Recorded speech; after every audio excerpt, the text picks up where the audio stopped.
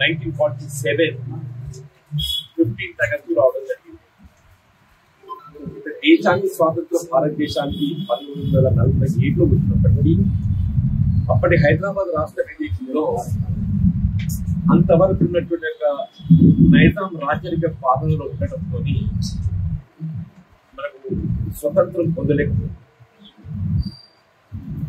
తదుపరి కాలంలో పండిట్ జవహర్లాల్ నెహ్రూ గారు ప్రధానమంత్రిగా, సర్దార్ వల్లభాయ్ పటేల్ గారు అప్పటి కేంద్ర హోంశాఖ మంత్రులుగా ఈ రాచరిక పాలనలో ఉన్నటువంటి ఒక రాజ్యాలన్నింటినీ భారతదేశంలో అంటే ఇండియన్ యూనియన్ లో విలీనమయ్యే విధంగా ఆ ప్రభుత్వాలపై ఒత్తిడి తేవటంలో భాగంగా ఈ నైజాం రాచరిక పాలన నుండి విముక్తి కొరకు ఏదైతున్నదో అప్పుడు కమ్యూనిస్ట్ పార్టీ ప్రధానంగా ఉద్యమం చేయడం జరిగింది. భారత కమ్యూనిస్ట్ పార్టీ దాంతో పాటుగా రామానంద తీర్థ గారి ఆధ్వర్యం లోపల కాంగ్రెస్ పార్టీ కూడా ఏదైతుందో ఉద్యమించి ఈ హైదరాబాద్ రాష్ట్ర విమోచనం కొరకు ఏదైతుందో ఉద్యమించిన ధర్మిల అప్పటి కేంద్ర ప్రభుత్వం ఆనాటి రాచరిక పాలన నైజాం ప్రభుత్వం నుండి ఈ హైదరాబాద్ రాష్ట్రాన్ని విముక్తి కొరకు ఏదైతుందో భారత సైన్యాన్ని కూడా తరలించింది. యుద్ధంలో ఆ పరిస్థితుల్లో నైజాం లొంగిపోవటం, ఈ హైదరాబాద్ రాష్ట్రానికి విముక్తి లభించి ఇండియన్ యూనియన్ లో విలీనం కావడం జరిగింది. అంటే వాస్తవంగా ఈ హైదరాబాద్ రాష్ట్రానికి అది విముక్తే కానివ్వండి, విమోచనే కానివ్వండి, ఇండియన్ యూనియన్ లో విలీనం కావటం లోపల ప్రధాన పాత్ర పోషించింది అప్పటి కేంద్ర ప్రభుత్వం. పండిట్ జవహర్లాల్ నెహ్రూ గారు ప్రధానమంత్రి, సర్దార్ వల్లభాయ్ పటేల్ గారు కేంద్ర హోంశాఖ మంత్రులు చెప్పాలి తప్పదని చెప్పారు. ఇవాళ తెలంగాణ రాష్ట్రం కూడా ఇది హైదరాబాద్ రాష్ట్రంలో అంత భాగంగా ఉంది. ఈ తెలంగాణ రాష్ట్రం ఇవాళ ప్రజాస్వామ్యయుతంగా ప్రజా పాలన చేపట్టబడే విధంగా గౌరవ ముఖ్యమంత్రి రేవంత్ రెడ్డి గారు ఏదైతుందో ఈ 17th సెప్టెంబర్ను ప్రజాపాలన దినోత్సవంగా దీన్ని ప్రకటించటం, ప్రభుత్వం నుండి అమలు చేయి తలపెట్టేటువంటి సంక్షేమ కార్యక్రమాలు, ప్రజాహిత కార్యక్రమాలు వారి అర్హతకు అనుగుణంగా ప్రజానీకానికి అందజేయబడటానికి ఏదైతుందో ఈ ప్రజా పాలన దినోత్సవం ఏదైతుందో ఈ రోజు అంకురార్పణ మనం చేసుకుంటాం. దీనికి సంబంధించి జగిత్యాల జిల్లా పరంగా ఏదైతుందో మన ధర్మపురి శాసనసభ్యులు ప్రభుత్వ విప్ గారు అయినటువంటి లక్ష్మణ్ కుమార్ గారు ఏదైతుందో వాళ్ళ జగిత్యాల జిల్లాలో పతాకావిష్కరణ చేసి వారి ప్రసంగం కూడా మనం వినడం జరిగిందండి. వీళ్ళు ముఖ్యంగా ఏదైతుందో ప్రభుత్వం అమలు చేయాలి పెట్టేటువంటి సంక్షేమ కార్యక్రమాలు ఏవైనా కానీ అవన్నింటికీ కొలతబద్ద ration card, below poverty line ration card, ఆ బిలో పావర్టీ లైన్ రేషన్ కార్డుకు అనుగుణంగానే మనం ప్రభుత్వ పరంగా అందింపజేసేటువంటి ఒక నిత్యావసర వస్తువులే కానీ ఇతర సంక్షేమ కార్యక్రమాలు అవి గృహ మంజూరే కానీ లేక స్వయం ఉపాధి కానీ ఏ సంక్షేమ కార్యక్రమం అయినా కానీ ఈ బిలో పావర్టీ లైన్ అనేటువంటి కొలత పద్ధతితోని మనం అర్హత పొందగలుగుతాం. ఆ below poverty line ration card సంబంధించి తెలంగాణ రాష్ట్ర ప్రభుత్వం గత దశాబ్దాల నుండి ఏదైతుందో అంటే సంవత్సరాల నుండి లింగన కలిగి ఉండి కూడా ఏదైతుందో రేషన్ కార్డులు మరి అప్పటి ప్రభుత్వం జారీ చేయబడలేక ఏదైతుందో సంక్షేమ కార్యక్రమాల అమలు అర్హత పొందలేకపోతుంది. ఆ సంక్షేమ కార్యక్రమాలు జారీ చేయడానికి వీళ్ళ ప్రక్రియ ఆరంభించబోతున్న ధర్మిల ఈ సంక్షేమ కార్యక్రమాల అర్హత కొలతబద్ద నిర్ణయానికి సంబంధించి గతంలో ఏదైతుందో గ్రామీణ ప్రాంతం 1,50,000 రూపాయలు, పట్టణ ప్రాంతం 2 లక్షలుగా నిర్ధారించడం జరిగింది. అట్లాగే రైతాంగానికి సంబంధించి సాగునీటి పారుదల సౌకర్యం ఉన్నట్టుగా భూమి 3 ఎకరాల 20 గుంటల కమతం కలిగి ఉంటే దాన్ని పరిమితిగా నిర్ణయించి ఇవాళ రాష్ట్ర ప్రభుత్వం చట్టసభకి ఎన్నికైనటువంటి సభ్యులతో సలహా సూచనలు అడిగితే మేము పేర్కొనేది ఏంటంటే వాస్తవం ఇవాళ ఈ గ్రామీణ ప్రాంతం పట్టణ ప్రాంతం అనేది ఈ బిలో పావర్టీ లేని అర్హత అనేది ఈ వ్యత్యాసం అనేది అది కొంత అంటే ప్రస్తుతం ఉన్న పరిస్థితులలో భిన్నంగా కనపడుతుంది. ఇలా గ్రామీణ ప్రాంతం కానీ పట్టణ ప్రాంతం కానీ వాస్తవంగా గ్రామీణ ప్రాంతంలో గతం లోపల ఏదైతున్నదో అక్కడి లివింగ్ కాస్ట్ ఏదైతుందో తక్కువ ఉంటుంది. గ్రామీణ ప్రాంతంలో గతం లోపల లివింగ్ కాస్ట్ తక్కువ ఉంటుంది. పట్టణ ప్రాంతంలో ఏదైతుందో కొంత ఎక్కువగా ఉంటుంది. దాని దృష్టిలో గ్రామీణ ప్రాంతంలో 1,50,000 రూపాయలు ఉంటారు. గతంలో ఇవాళ తిను బండారాలు ఏవి కానీ కాయకూరలే కానీ ఏవైనా కానీ గ్రామీణ ప్రాంతానికి పట్టణానికి వస్తుంది. రివర్స్ అయిపోయింది. ఈవెన్ వెజిటేబుల్స్ కాడికి వెళ్ళి ఏదైతుందో పట్టణానికి వెళ్ళి గ్రామీణ ప్రాంతానికి వస్తుంది. రైస్ కూడా ఏదైతుందో రైతు ధాన్యం పండించి దాన్ని విక్రయించిన తర్వాత రైస్ ఏదైతుందో మళ్ళీ పట్టణానికి వెళ్ళి గ్రామీణానికి పోతుంది. వీళ్ళ వంట సరుకులు ఏవైనా కానీ పట్టణానికి వెళ్ళి గ్రామీణానికి పోతుంది. అంటే ఒక విధంగా చెప్పాలంటే గ్రామీణ ప్రాంతం లోపలనే లివింగ్ కాస్ట్ ఒక 10% అధికంగా ఉంది. పట్టణ ప్రాంతానికంటే గ్రామీణ ప్రాంతం లోపలే లివింగ్ కాస్ట్ ఏదైతుందో ఒక 10% అధికంగా ఉంది. ఈ పట్టణ ప్రాంతాల్లో కావాలంటే ఇల్లు అద్దెకు దొరుకుతుంది. గ్రామీణ ప్రాంతాలలో ఇల్లు అద్దెకు దొరకడం కూడా ఇబ్బందికరం, మనకు తెలియదు కాదని చెప్పండి. ఇవాళ కూలీలు కూడా ఏదైతుందో కేవలం వ్యవసాయ కూలీలు మినహా ఇతరత్ర ఎవరైనా కానీ ఉపాధి నిమిత్తం పట్టణానికే వస్తున్నారు. ఉపాధి ఉదయం లేస్తే ఏదైతుందో సేల్స్ గురించి కానీ మీకు సర్వీస్ సెక్టర్ లేక భవన నిర్మాణ రంగమే కానీ ఏదైనా కానీ ఏదైతుందో గ్రామీణ ప్రాంతానికి పట్టణ ప్రాంతానికి కూలీలకు వ్యత్యాసం అనేది సరైనది కాదు. ఏ 2 లక్షల ఆర్థిక ఆదాయం పరిమితిగా భావిస్తున్నామో పట్టణ ప్రాంతానికి గ్రామీణ ప్రాంతాన్ని కూడా అదే 2 లక్షలు వర్తింపచేయాలి. ఈ వ్యత్యాసం అనేది ఉండకూడదు. వాస్తవంగా గ్రామీణ ప్రాంతంలో లివింగ్ కాస్ట్ ఎక్కువైపోయింది కాబట్టి అక్కడ కూడా ఏదైతుందో బిలో పావర్టీ లైన్ అర్హత అనేది 2 లక్షలు ఉండాలి అన్నటువంటి ఒక భావన వ్యక్తం చేస్తుంది. అట్లా రైతాంగానికి సంబంధించి ఏదైతే 3 ఎకరాల ధర పరిమితి ఉన్నదో ఇలా రైతు 2 పంటలు పండిస్తే కూడా ఏదైతుందో ఎకరానికి 20,000 మించి నీకు అధికంగా ఆదాయం రావడం లేదు. రైతు శ్రమకు తోడు ఏదైతుందో ఈ పెరిగిన ఉత్పత్తి వ్యయంతో రైతుకు మిగిలేది ఏదైతే ఎకరానికి ఒక 10,000 పంటకు వస్తాయి ఆధారంగా. 2 పంటలు కలిపి 20,000 వస్తాయి అనుకో. 5 ఎకరాలు చూస్తే కూడా ఎంత వస్తాయి? 1,00,000 రూపాయలు. రైతుకు గౌరవం ఉన్నది తప్పకుండా. కానీ ఉపాధిలో ఏదైతుందో రైతు ఆల్మోస్ట్ కూలీతో సమానం అయిపోతుంది. కాబట్టి 3 ఎకరాల పరిమితిని అనేది 5 ఎకరాలకు పెట్టాలి. ఇలా రైతాంగానికి సంబంధించినటువంటి సాగునీటి పారుదల సౌకర్యం ఉన్నటువంటి ఒక భూమి లిమిటేషన్ 3 ఎకరాల ఉన్నది ఇంతవరకు. అదే 5 ఎకరాలు చేయాలని చెప్పినటువంటి ఒక భావన. అట్లా ఏదైతుందో ఈ రేషన్ కార్డుల జారీ అనేది ఇది నిరంతరం కొనసాగే ప్రక్రియగా అమలు చేయాలి. నేను ఎందుకు చెప్తున్నా అంటే ఇప్పుడు మనము ప్రభుత్వం ద్వారా కళ్యాణ్ లక్ష్మి షాదీ ముబారక్ మనం అమలు చేస్తున్నామే. ఇప్పుడు కళ్యాణ్ లక్ష్మి షాదీ ముబారక్ అర్హత అనేది ఏదైతున్నదో బిలో పావర్టీ లైన్. మరి వాళ్ళు కళ్యాణ్ లక్ష్మి షాదీ ముబారక్ అర్హత పొంది కూడా వాళ్ళ రేషన్ కార్డు అనేది గత ప్రభుత్వం జారీ చేయలేదు. గత ప్రభుత్వం వాళ్ళ రేషన్ కార్డు జారీ చేయబడలేకపోవడంతో ఏదైతుందో వాళ్ళొక కుటుంబం ఏర్పడిన తర్వాత సంవత్సరంలో వాళ్ళకి పిల్లలు అవుతారు. ఆ కుటుంబ నేపథ్యంలో ఏదైతే వాళ్ళ రేషన్ కార్డు లేకపోవడంతో కేవలం నిత్యావసర వస్తువులే కాకుండా ప్రభుత్వ పరంగా పొందేటువంటి ఒక అవకాశం ఉన్న సంక్షేమ కార్యక్రమాలు విద్యకు సంబంధించే కానీ వైద్యానికి సంబంధించి కానీ ఏది కూడా అర్హత పొందలేకపోతుంది. ఇప్పుడు రేషన్ కార్డుల జారీ అనేది ఇప్పుడు ఈ ఒక పర్యాయమనే కాకుండా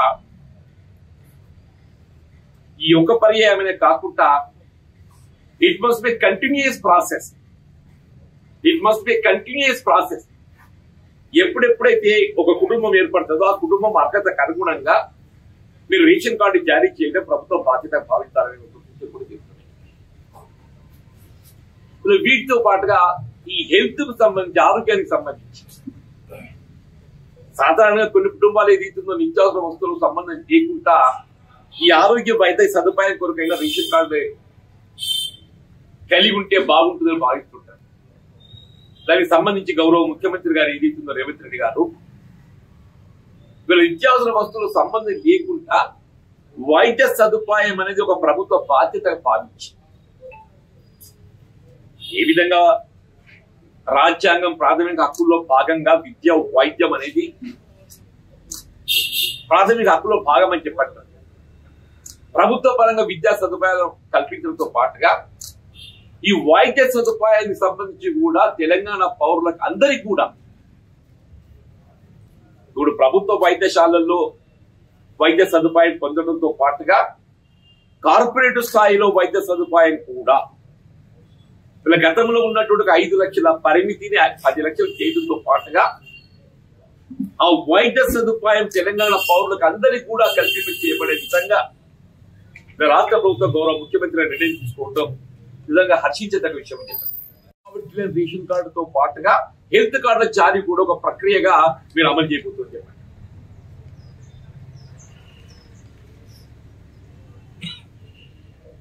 వీటికి తోడు ముఖ్యంగా ఉత్తర తెలంగాణ ప్రాంతానికి సంబంధించి స్థానికంగా ఉపాధి పొందలేక నిరుద్యోగ యువత అందరూ కూడా చెప్పట్టుంది. కుల మతాలకు అతీతంగా మరి ఏ ప్రాంతం పోయిన ఉత్తర తెలంగాణ లోపల గ్రామీణ ప్రాంతంలో మినిమం 10% 10 to 25% ఏది ఇస్తుందో వీళ్ళ గర్ల్స్ పై ఆధారపడుతుంది. వాస్తవంగా ఈ తెలంగాణ రాష్ట్రానికి ఒక విధంగా ఆదాయం సమకూరుస్తుంది. గల్ఫ్ కార్మికులు కూడా అందులో ఒక భాగం అని చెప్పి చెప్పాలి, తప్పదని చెప్పండి. వాళ్ళు నేను పేర్కొనగా పలు సందర్భాలలో శాసనసభ వేదిక కానీ, శాసన మండలి వేదిక కానీ, ఇతరత్ర కానీ ఎప్పటికప్పుడు పేర్కొంటుందని చెప్పండి. వీళ్ళు ఒక గల్ఫ్ కార్మికుడు నెలకు 10,000 రూపాయల ఆదాయం మిగుల్చుకుంటే సంవత్సరానికి ఏదైతే 1,20,000 రూపాయలు అవుతుంది. ఇప్పుడు ఒక 10 లక్షల కుటుంబాలు బయట ఉపాధి పొందుతున్నా కానీ అది నెలకు 12,000 కోట్ల రూపాయలు, 1,200 కోట్ల రూపాయలు. నెలకు 1,200, నెలకు 1,200 ఇంటూ 12 మాసాలు అంటే ఆల్మోస్ట్ 14,000 కోట్లకు వస్తుంది. ప్రతి సంవత్సరం వాళ్ళు ఆదాయం ఏదైతుందో మన భారతదేశానికి విదేశీ మార్గ ద్రవ్య రూపేణ ఎప్పుడు చెప్తుంటనే ఇదంతా కేంద్ర ప్రభుత్వానికి విదేశీ మార్గ ద్రవ్య రూపాయలు సంబంధించడంతో పాటుగా రాష్ట్ర ప్రభుత్వానికి కూడా అమ్మక పన్ను రూపేణ రాష్ట్ర ప్రభుత్వానికి కూడా ఆదాయం సమకూరుతుంది.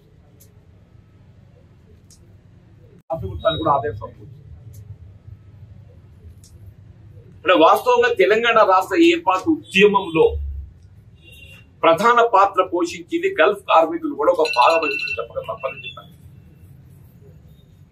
గల్ఫ్ కార్మికుల రాజకీయాలకు అతీతంగా అందరూ కూడా తెలంగాణ రాష్ట్రం ఏర్పాటు కాబట్టట్లయితే మా బతుకులు బాగుపడతాయి, మా కుటుంబాలు బాగుపడతాయి, మాకు స్థానికంగా కూడా ఉపాధి పొందగలుగుతామన్నటువంటి ఒక భావనతోని గల్ఫ్ కార్మికులు అందరూ కూడా ఏదైతే తెలంగాణ ఉద్యమాన్ని బలపరిచింది.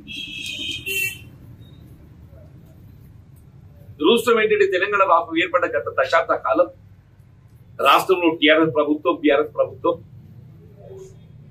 ఎవరైనా కార్మికుడు గల్ఫ్ లో మృతి చెందితే అది బలవన్ మరణమే గాని, అనారోగ్యమే గాని, ప్రమాదమే గాని, ఏ విధంగా చెప్పినా గానీ ఉమ్మడి రాష్ట్రంలో 1,00,000 రూపాయల ఆర్థిక సాయం కల్పించేది.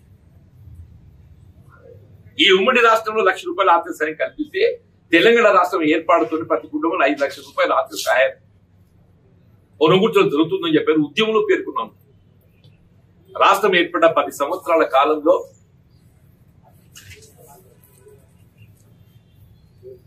ఇటువంటి మృత్యువాత పడ్డ కుటుంబాలు 5 లక్షల రూపాయలు కాదు కదా, కనీసం అంతవరకు అమలు 1,00,000 రూపాయలు కూడా సహాయం కొనసాగించిన నాకైతే ఇది ఒక సబ్జెక్ట్ అయిపోయింది.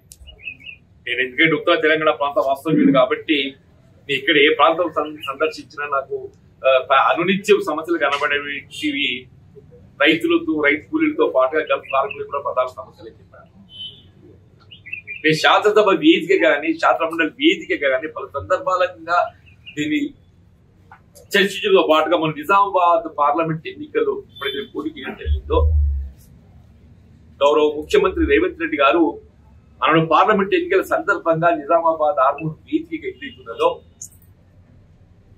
మరి గల్ఫ్ కార్మికులకు ఒక విధమైనటువంటి ఒక అష్యూరెన్స్ మీ కుటుంబాలను ఆదుకోవడానికి కొరకు ఏదైతుందో ఈ ప్రభుత్వం కాంగ్రెస్ పార్టీ ఎదుర్కొన్నదో మీ ఆర్థిక సహాయాన్ని 5 లక్షల రూపాయలు కల్పించడంతో పాటుగా ప్రభుత్వ పరంగా అమలు చేయతలబెట్టేటువంటి సంక్షేమ కార్యక్రమాలు అన్నింటిలో కూడా మీకు ఒక ప్రత్యేకమైనటువంటి ఒక ప్రాధాన్యత ఇవ్వడం జరుగుతుంది. ఇంకా మీకు ఒక సంక్షేమ బోర్డు ఏర్పాటు చేసి ఈ సమస్యల పరిష్కారానికి ఏదైతే పరిశీలించవుతుందని చెప్పని ఇవాళ వేదికల ద్వారా అంటే మీ పబ్లిక్ మీటింగ్స్ అనే కాకుండా హైదరాబాద్ కేంద్రంగా ప్రత్యేకంగా ఒక సమావేశాన్ని ఏర్పాటు చేసింది. గల్ఫ్ కార్మిక సంఘాలతో ఏదైతుందో మిత్రుడు చాంద్ గారు కూడా అందులో నాడు ఈ ప్రాంతానికి ప్రాతినిధ్యం వహించారు. లక్ష్మణ్ కుమార్ గారు కూడా వారు జిల్లా కాంగ్రెస్ అధ్యక్షులు వారు కూడా పాల్గొన్నారు. వివిధ ఈ గల్ఫ్ కార్మిక సంఘాలతో సమావేశం ఏర్పాటు చేసి వారందరి సలహా సూచనలు తీసుకొని ఏ విధంగా ఈ గల్ఫ్ కార్మికులు ఆదుకోవడం దొరుకుతుందో ఆ సలహాలు సూచనలు తీసుకుంటారు. ఇవాళ నిన్నటి రోజు ఏదైతుందో రాష్ట్ర ప్రభుత్వ గౌరవ ముఖ్యమంత్రి గారు ఈ గల్ఫ్ కార్మికుల కుటుంబాలకు సంబంధించి గత దశాబ్ద కాలం తెలంగాణ రాష్ట్రం ఏర్పడ్డ తదుపరి నిర్లక్ష్యానికి గురి కావడం జరిగిందో ఆ కుటుంబాలు రాష్ట్రం ఏర్పడ్డ 7th డిసెంబర్ 2023 నుండి ఎవరు మృత్యువాత పడ్డా అది ఏ విధమైన మరణమైనా కానీ అది బలబల మరణమే కానీ అంటే ఆత్మహత్య ప్రమాదమే కానీ లేక నేచురల్ డెత్ కానీ సహజ మరణమైన కానీ ఆ కుటుంబాలను ఆదుకోవటానికి వరకు 5 లక్షల రూపాయలు ప్రత్యేక ఆర్థిక సదుపాయం కల్పించబడే విధంగా నిన్నటి రోజు ఉత్తర్వులు జారీ చేయబడిన సందర్భంగా ముఖ్యమంత్రి గారికి ప్రత్యేకంగా ధన్యవాదాలు తెలియజేస్తుంది. ఇవాళ గల్ఫ్ కార్మికుల వెతలు ఆ కుటుంబాలకు అండగా నిలబడే విధంగా వెతల సమస్యల పరిష్కారం అండగా నిలబడే విధంగా తెలంగాణ రాష్ట్ర ప్రభుత్వం గొప్ప నిర్ణయం తీసుకుంటూ ఈ 17 సెప్టెంబర్ కానుకగా భావించాలని చెప్పండి. ఆనాడు ఏదైతే హైదరాబాద్ రాష్ట్రానికి విముక్తి పొందడం జరిగిందో ఇండియన్ యూనియన్ విలీనం కావడం జరిగిందో ఇవాళ గల్ఫ్ కార్మికులకు ఇవాళ ఇది ఒక శుభదినంగా మనం పరిగణించాలి. అంటే మనం చనిపోవటం అనేది ఉదాహరణ కాదు చెప్పంటున్నాం. ఇవాళ రైతు కుటుంబం చనిపోతే 5 లక్షల రూపాయలు ఆర్థిక సాయం చేస్తున్నారు. రైతు కుటుంబం చనిపోతే 5 లక్షల రూపాయలు ఆర్థిక సాయం చేస్తున్నారు. అంటే ఆ కుటుంబాన్ని ఆదుకోవటానికి ఇక్కడ కూడా ఏదైతుందో వాళ్ళ అనాథలు కాకుండా ఆ కుటుంబం ఆదుకోవడానికి కొరకు ఏదైతున్నదో ఈ ఆర్థిక సాయం చేయబడే విధంగా వారి పిల్లలకు విద్యలో గురుకుల విద్య సంబంధించి స్పెషల్ అడ్మిషన్ ప్రాసెస్ వాళ్ళు హౌసింగ్ లో స్పెషల్ శాంక్షన్ ప్రాసెస్ వాళ్ళు తిరిగి వచ్చినట్టయితే వాళ్ళు ప్రత్యేకంగా ఉపాధి సౌకర్యం కల్పించేది ఇవన్నీ కూడా ఇందులో భాగమని చెప్పి అంటున్నా. తెలంగాణ రాష్ట్ర ప్రభుత్వ గౌరవ ముఖ్యమంత్రి ఇంత గొప్ప నిర్ణయం తీసుకోవటం గల్ఫ్ కార్మికులు అందరూ కూడా శుభదినంగా పరిగణించాలి. ఆ సందర్భంగా కూడా ముఖ్యమంత్రి గారికి ధన్యవాదాలు చెబుతూ ఏదైతుందో తెలంగాణ రాష్ట్రం వల్ల గల్ఫ్ కార్మికులే కాకుండా సాఫ్ట్వేర్ రంగం ఐటీ విద్యావంతులు ఏదైతుందో ఇవాళ విదేశాలలో సాఫ్ట్వేర్ లో మన ప్రాంతం హైదరాబాద్ అనేది ఏదైతుందో అగ్రస్థానం నిలిచింది. హైదరాబాద్ అగ్రస్థానం నిలిచిందని చెప్పంటున్నారు. ఈ ఐటీ రంగం ఇంత తెలంగాణ యువత అగ్రస్థానం నిలవడానికి ఏదైతుందో ఆనాడు స్వర్గీయ రాజీవ్ గాంధీ గారు ప్రధానమంత్రిగా భవిష్యత్తును దృష్టిలో ఉంచుకొని ఆనాడు శాన్ పిట్రోడా సలహాదారుడు ఏదైతున్నదో ఈ ఐటీ రంగాన్ని ఊతమిచ్చింది రాజీవ్ గాంధీ గారు అని చెప్పండి. అంటే యువతకి ఏదైతుందో జీవితం స్థిరపడటానికి ప్రభుత్వ పరంగా ఉద్యోగ అవకాశాల కల్పన ఒక భాగమైనట్టయితే స్వయం ఉపాధికి సంబంధించి భవిష్యత్తు సాఫ్ట్వేర్ పైనే ఉన్నదని చెప్పని ఆ సాఫ్ట్వేర్ రంగాన్ని ఊతమిచ్చే విధంగా నిర్ణయం తీసుకొని ఈ దేశ భవిష్యత్తు నిర్మాణానికి పునాది వేసింది మరి స్వర్గీయ రాజీవ్ గాంధీ గారు. మరి ఆవిడ ప్రధానమంత్రిగా అని చెప్పి చెప్పక తప్పని చెప్పండి. అంతేకాకుండా యువతకు ప్రాధాన్యత ఇచ్చే విధంగా అంతవరకు 21 సంవత్సరం ఉన్నటువంటి ఒక ఓటు హక్కు 18 సంవత్సరాలకే కుదించటం, దేశ నిర్మాణంలో యువకుల పాత్రను ప్రోత్సహించే విధంగా దేశ నిర్మాణం, ఈ దేశ భవిష్యత్తు అయినటువంటి ఒక గ్రామీణ ప్రాంతానికి స్థానిక సంస్థలు కేవలం ఎన్నికల నిర్వహణ కాదు, ఎన్నికల నిర్వహణతో పాటుగా నిధుల సమకూర్పు కూడా ప్రధానమైనటువంటి ఒక భావనతోని డైరెక్ట్ గా ఢిల్లీ నుండి గల్లీకి గ్రామీణ ప్రాంతానికి పట్టణ ప్రాంతాలకు నిధులు సమకూర్చే ఒక ప్రక్రియను ఆరంభింపజేసింది మరి స్వర్గీయ రాజీవ్ గాంధీ గారు చెప్పిన తప్పదు. ఆయన ఒక ప్రపంచ శాంతి దూతగా చెప్పంటారు, ప్రపంచ శాంతి దూతగా చెప్పంటారు. యావత్ ప్రపంచంలో శాంతిని కాంక్షించేటువంటి ఒక దురదృష్టి గల ప్రధానిగా ఏదైతుందో మన పొరుగు దేశమైనటువంటి శ్రీలంక ఉగ్రవాదంలో మగ్గిపోతుంటే మన పొరుగు దేశంలో ఉగ్రవాదాన్ని నిలువరింప చేస్తేనే కానీ మనకు భవిష్యత్తులో ఏ విధమైన ఆటంకం జరగకుండా ఉంటుందనే భావనతో ఆ ఉగ్రవాదాన్ని నిలువరింప చేయడానికి పిల్లలకి ప్రతి చివరికి ఏదైతుందో ఇవాళ ఆ ఉగ్రవాదుల చేతిలో రాజీవ్ గాంధీ గారు బలి కావడం తెలియదు కాదు. మరి అటువంటి ఒక గొప్ప నేత రాజీవ్ గాంధీ గారు శాంతి దూత, ఇవాళ యువకులకు ఏదైతుందో మార్గదర్శకం, ఈ దేశ భవిష్యత్తుకు ఏదైతుందో ఇవాళ మార్గదర్శకం. అటువంటి మహనీయుని విగ్రహాన్ని ఏదైతుందో ఇవాళ దాని తెలంగాణ రాష్ట్ర సచివాలయం ముందు ఏర్పాటు చేస్తే దాని టిఆర్ఎస్ నాయకులు విమర్శించిన ఆశ్చర్యం కలిగిస్తారు. ఏదైనా విమర్శకు ఒక విధమైనటువంటి కారణం ఉంది. నిజంగా తెలంగాణ తల్లి విగ్రహాన్ని ఏర్పాటు చేసుకోవాలని చెప్పారంటే ఇప్పుడు దశాబ్ద కాలం అధికారంలో ఉన్నది. వీడు ఎన్నుడు ఇది తెలంగాణ తల్లి విగ్రహం ఏర్పాటు చేయడానికి తెలంగాణ తల్లి విగ్రహం ఏర్పాటుకి ఏది ఇస్తుందో ఎవరికి భిన్నాభిప్రాయం లేదు. కానీ వీళ్ళు తెలంగాణ తల్లి విగ్రహం ఏర్పాటు అనేటువంటి యొక్క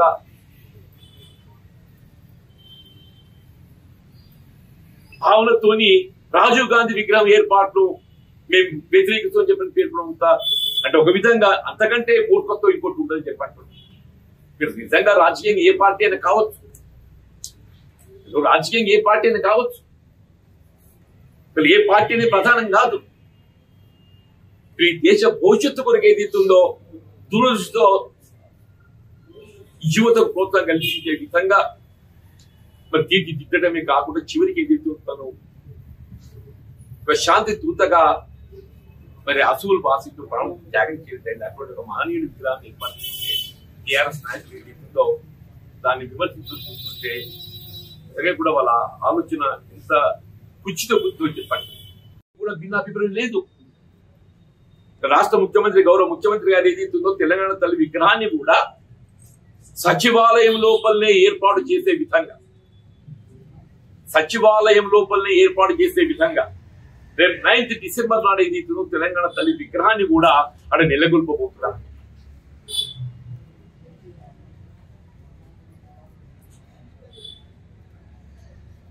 దయచేసి ఇంత మంచి ఆలోచనతో ముందుకు పోతున్నటువంటి ఒక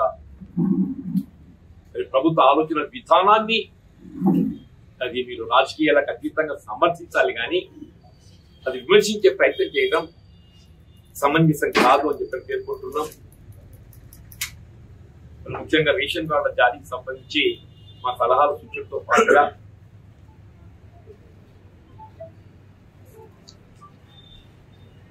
గల్ఫ్ కార్మికుల సంక్షేమార్థం రాష్ట్ర ప్రభుత్వం నిర్ణయం తీసుకున్న సందర్భంగా నాకైతే ఇక్కడ వాస్తవంగా ఒక ఈ ఉత్తర తెలంగాణ ప్రాంతం నుండి బాధ్యత వహిస్తున్నటువంటి ఒక ప్రజాప్రతినిధిగా ఉత్తర తెలంగాణ ప్రాంతం నుండి బాధ్యత వహిస్తున్నటువంటి ఒక ప్రజాప్రతినిధిగా